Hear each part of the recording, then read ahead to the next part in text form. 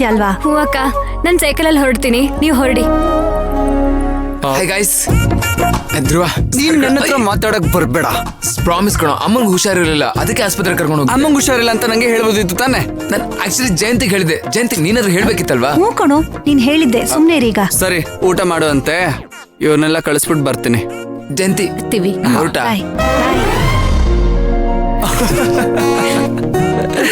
ಧ್ರುವರೇ, ನಾನಿನ್ ಬರ್ತೀನಿ. ಆನಂದಣ್ಣ ಬರ್ತೀನಿ. ಸರಿ ಮೈನಾ. ಮೈನಾ, ಒಂದ್ ನಿಮಿಷ. ಲಕ್ಷಣವಾಗಿದ್ದಾಳೆ. ಏನ್ ಸರಸ್ವತಿ, ನಿಮ್ ಮಗನಿಗೆ ಹುಡುಗಿ ಹುಡುಕಿದೀರಾ? ನಮ್ಗೆ ಹೇಳಲೇ ಇಲ್ಲ.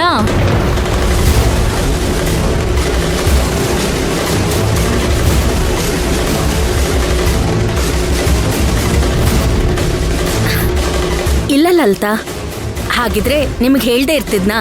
ಆಯ್ತು ಬಿಡಮ್ಮ ಸರಸ್ವತಿ, ನಾವೇನು ನಿನ್ ಸೊಸೆಗೆ ದೃಷ್ಟಿ ಹಾಕಲ್ಲ. ಓ ಬಿಡಮ್ಮ ಬಿಡಮ್ಮ, ಬಾವಿ ಸೊಸೆ ಅಲ್ದಿದ್ರೆ ಎಡೆ ಊಟ ತಿನ್ನಕ್ಕೆ ಕೂರಿಸ್ತಾ ಇದ್ರಾ? ಅವಾಗ್ಲೇ ಗೊತ್ತಾಯ್ತು. ನಮ್ಗೆಲ್ಲ ಜಾಕೆಟ್ ಪೀಸು, ಅವಳಿಗೆ ಮಾತ್ರ ಸೀರೆ. ಏನಪ್ಪಾ ಇದ್ರ ಅರ್ಥ? ಆಹಾ,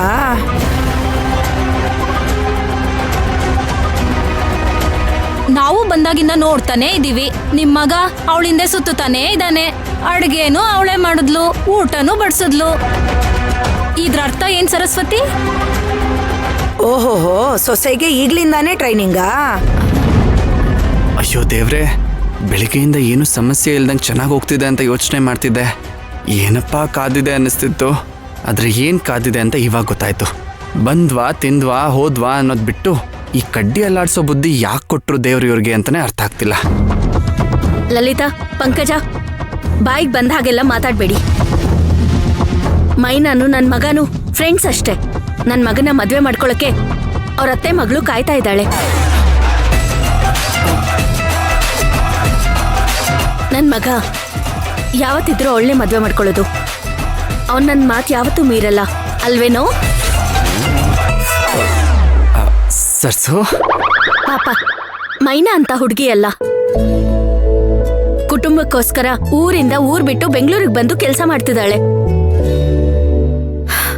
ಏನು ಒಂದೇ ಕಡೆ ಕೆಲಸ ಮಾಡೋರು ಸ್ವಲ್ಪ ಸಲಿಗೆಯಿಂದ ಇರ್ತಾರೆ. ಅದಕ್ಕೆ ಈ ತರ ಬಣ್ಣ ಕಟ್ಟಿ ಯಾರಾದ್ರೂ ಮಾತಾಡ್ತಾರ?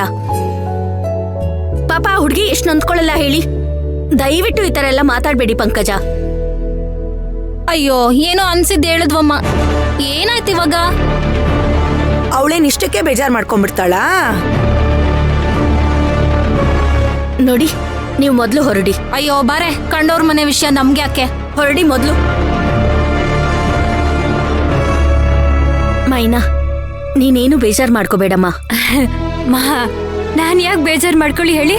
ಅಕ್ಕಪಕ್ಕದ ಮನೆ ಅಂದ್ರೆ ಹಿಂಗೆಯ ಮಾತಾಡ್ತಾನೆ ಇರ್ತಾರೆ. ನಮ್ಮೂರಲ್ಲೂ ಅವ್ರೆ, ಅದಕ್ಕೆಲ್ಲ ತಲೆ ಕೆಡ್ಸ್ಕೋಬಾರ್ದು.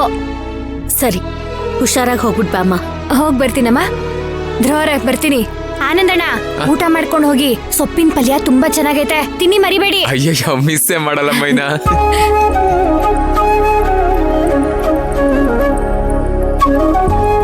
ಧ್ರುವರೇ, ಬರ್ತೀನಿ.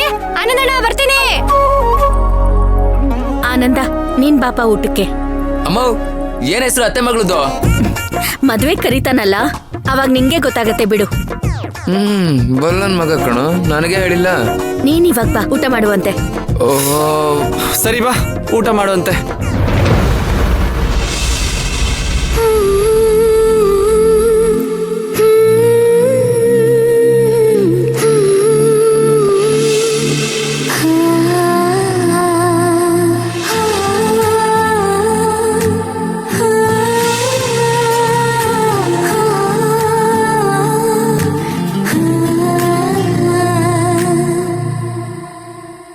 ಆಸೆ ಪಟ್ಟಿರೋ ಹಾಗೆ ಎಲ್ಲ ನಡೀತಿದೆ. ನೀನ್ ಮೊದಲು ನನ್ನ ಮನ್ಸಿಗೆ ಬಂದೆ, ಈಗ ಮನೆಗೂ ಬಂದೆ. ಅಮ್ಮಂಗೂ ಇಷ್ಟ ಆದೆ. ಇನ್ನೇನಿದ್ರು ನಿಮ್ಮನೆಗೆ ನಾವು ಹೆಣ್ ಕೇಳೋ ಶಾಸ್ತ್ರಕ್ಕೆ ಬರೋದೊಂದೇ ಬಾಕಿ ಇರೋದು.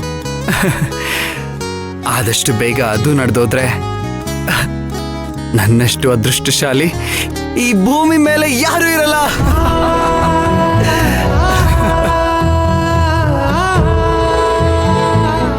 ಧ್ರುವ,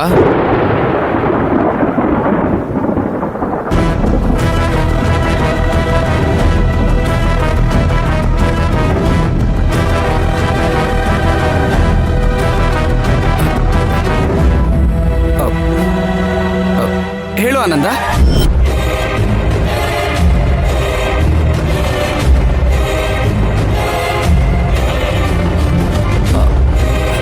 ಊಟ ಚೆನ್ನಾಗಿತ್ತಾ? ಊಟ ಎಲ್ಲ ಆಯ್ತಲ್ವಾ? ಕೊಳ್ಳೆ ಹೊಡೆದ್ಮೇಲೆ ಬಾಗ್ಲು ಹಾಕಿದ್ರೇನಂತೆ? ನಾನು ಎಲ್ಲ ಕೇಳಾಯ್ತು, ಎಲ್ಲ ನೋಡು ಆಯ್ತು.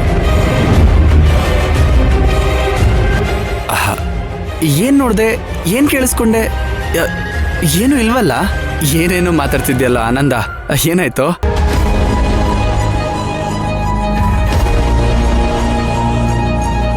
ನೀನು ಆಡಿದ ಮಾತುಗಳನ್ನೂ ಕೇಳಿಸ್ಕೊಂಡೆ, ನಿನ್ನ ಕೈಲಿದ್ದ ಚೈನ್ನೂ ನೋಡಿದೆ. ಆದರೆ ಆ ಚೈನಲ್ಲಿ ಏನೋ ಇದೆ, ಅದೇನು ಅಂತ ನನಗೆ ಗೊತ್ತಾಗ್ತಾ ಇಲ್ಲ. ಏನ್ ಮಾತಾಡ್ತಿದ್ಯಾ ಆನಂದ್? ಆ ಥರ ಏನೂ ಇಲ್ವಲ್ಲ?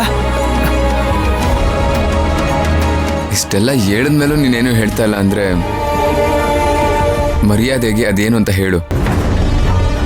ಇಲ್ಲ ಅಂದರೆ ನಾನು ಆ ಚೈನ್ನ ಬಲವಂತವಾಗಿ ಕಿತ್ಕೋಬೇಕಾಗತ್ತೆ. ಆನಂದ್, ನಿಂಗೇನು ತಲೆ ಕೆಟ್ಟಿದ್ಯಾ? ಏನಂತ ಮಾತಾಡ್ತಿದ್ಯಾ? ಸುಮ್ಮನಿರೋ ಆನಂದ್. ಧ್ರುವ, ಬೇಡ, ಬಿಡು ಧ್ರುವ, ಬೇಡ ಆನಂದ್, ಬಿಡು ಧ್ರುವ. ಇಲ್ಲ, ಬಿಡು ಆನಂದ್.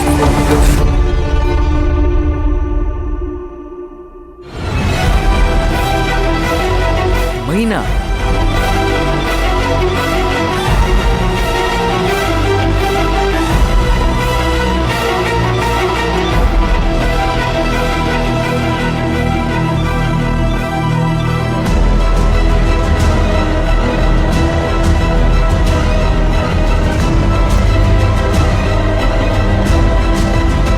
ಲೇ, ಏನು ಇದೆಲ್ಲ?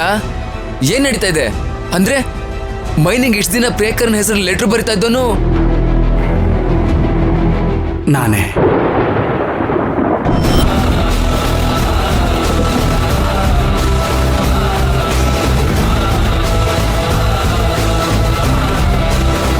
ಅಂದ್ರೆ ಮೈನಾ ಇಷ್ಟು ದಿನ ನನ್ನ ಹುಡುಗನ್ ನೋಡ್ಬೇಕು ಅಂತ ಇದ್ದಿದ್ದು ನಿನ್ನ.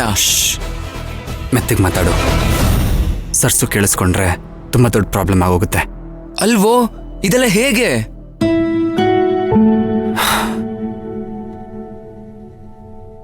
ಮೈನಾನ ನಾನು ನೋಡ್ತಾನೆ ಮನಸ್ಸೋತೆ.